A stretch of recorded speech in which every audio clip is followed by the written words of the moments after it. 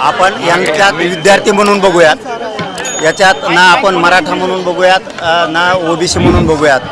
गोरगरिबांचे लेकरं देशभरातले आहेत आणि त्या गोरगरिबांच्या लेकरांवरती अन्याय जर दिल्लीमध्ये होतोय. दिल्ली ही आमच्या देशाची राजधानी. आम्हाला जर देशात कुठं न्याय नाही मिळाला तर आपण राजधानीत येतो न्याय मागण्यासाठी. इथं गोरगरिबांचे लेकरं विद्यार्थी न्याय मागायसाठी आलेत आणि सोनमजी या ठिकाणी आंदोलनाला बसले आणि त्यांच्यासोबत अभिजित भैयासुद्धा बसलेत. आपण त्यांना साथ दिली पाहिजे, कारण क्रूरपणानं जर सरकारनं त्यांच्यावरती हल्ला केला आहे तर आपण मदतीला का जायचं नाही. आम्ही ताकदी नाहीत. काय असतं बरं का, आपणच निवडून दिलेल्या लोकांना जर माज आला, निवडून दिलेल्या लोकांना जर त्याची जाणीव राहिली नाही तर त्याला जाणीव करून द्यायला लागती. तू आमच्या जीवावरती येत, तुला आम्ही पाडू शकतो, गावागावात हिंदूसुद्धा देऊ शकणार नाहीत. इथून पुढच्या काळात जर हल्ला झाला तर राज्याचं देशभरात भाजपाच्या मंत्र्यालाच फिरता येणार नाही आहे. इतकी भयानक परिस्थिती होऊ शकते.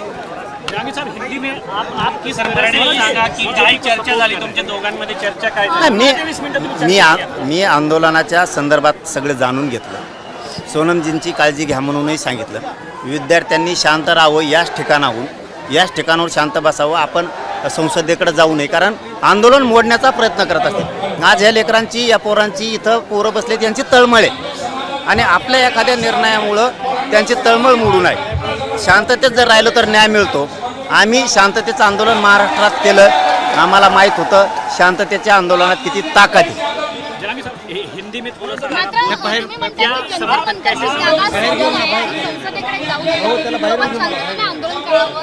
आप हिंदी में पूछे, वो मराठी में बोलेंगे.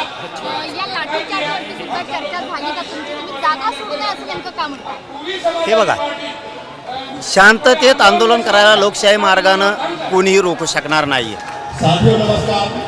इथून जर जागा सोडली तर हे सरकार हल्ला करतंय आणि पुन्हा मोडून काढतंय. जंतर मंतरची जागा ही आंदोलनासाठी. या ठिकाणी आपल्याला शांततेत आंदोलन करायला कोणीही रोखू शकत नाही. जर शांततेत आंदोलन करायचा रोखायचा प्रयत्न केला तर यांना आपल्या गावात येता येणार नाही, यांना आपल्या जिल्ह्यात, तालुक्यात येता येणार नाही. यामुळं त्यांना सांगितलं की शांततेत इथंच बसून करा.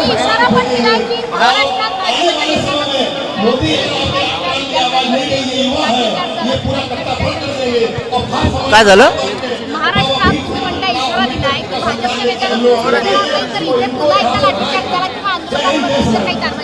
हे बघा, एवढी ताकद नाही त्यांच्यात. एकदा त्यांनी हल्ला केला, आता देश उभा राहिला या आंदोलनाच्या पाठीशी.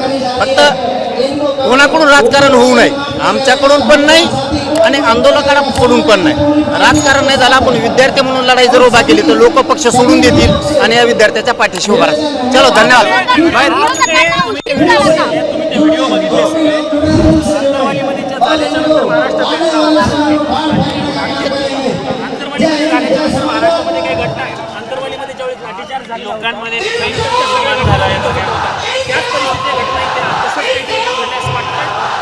काय झालंय, सरकारला निवडून दिलं आपण गोरगरिबांनी आणि त्याच गोरगरिबांच्या लेकराचे मुर्दे पाडायचं काम सरकार करायला लागलं. त्यावेळेस जनतेनं सावध व्हायचं असतं.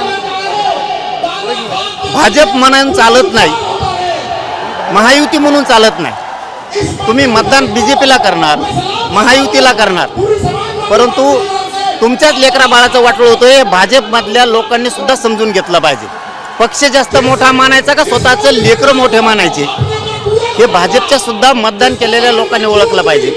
सत्तेच्या वेळेस, राजकारणाच्या वेळेस तुम्ही अवश्य त्यांच्या बाजूने राहा, पण ज्या दिवशी तुमच्या लेकरावरती हे सरकार हल्ला करता येईल त्यावेळेस पक्ष बघू नका, तर लेकरं बघा.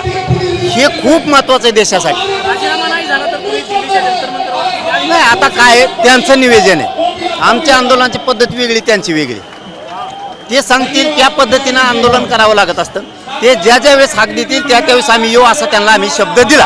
पण एक प्रश्न असा आहे की हे आंदोलन अधिक सर्व समावेशक झालं पाहिजे असं वाटतं का? म्हणजे छत्रपती शिवाजी महाराजांचा फोटो पण व्यासपीठावर, मंचावर असला पाहिजे, म्हणजे सर्व समावेशकतेकडे तर गेलं पाहिजे आंदोलन.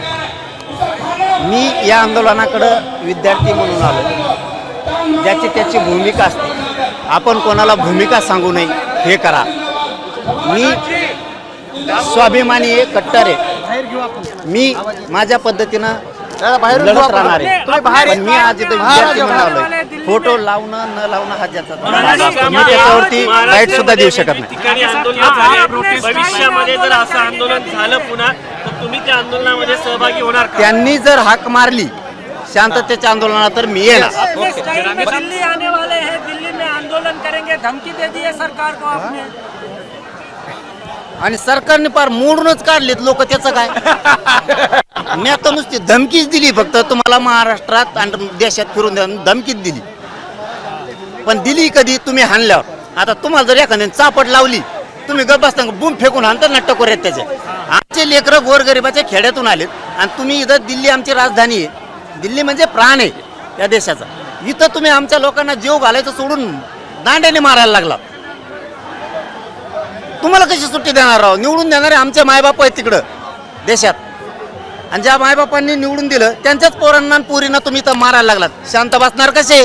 क्षत्रिय मराठी आहेत, आम्ही शांत नाही बसू शकत. महाराष्ट्रात पण अरे, आंदोलन होईल याच्यात. सॉरी, हिंदी शिकलो का पहिली बाईट तुम्हाला? गरजा हिंदुस्तान चॅनलला सबस्क्राईब करा आणि ताज्या घडामोडी जाणून घेण्यासाठी बेल आयकॉनवर प्रेस करा.